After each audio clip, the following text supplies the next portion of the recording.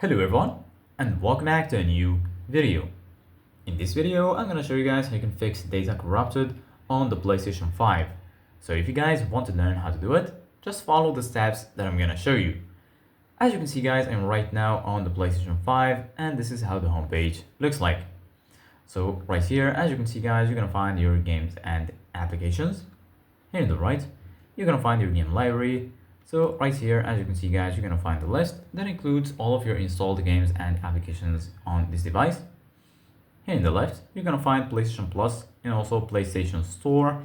And right here in the top, you're gonna find games, media, search, settings, and lastly here, you're gonna find your profile icon.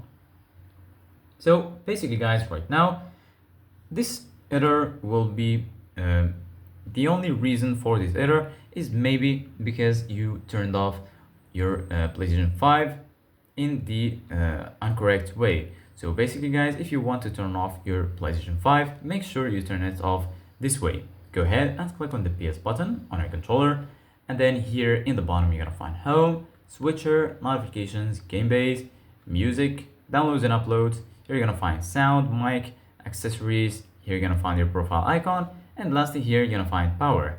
Go ahead and click on power, and then as you can see guys, here you're gonna have three options: enter rest mode, turn off PS5, and restart your PS5. Go ahead and click on turn off PS5 this way, and this will turn off your PlayStation 5 the correct way. If you always turn off or shut down your PlayStation 5 in the not correct way, you will lose data and you will have also a risk of maybe ruining all of your things on the PlayStation. So make sure you always turn off your PlayStation 5 this way. So this is it guys for today's video. Thank you guys for watching. See you guys in the next video.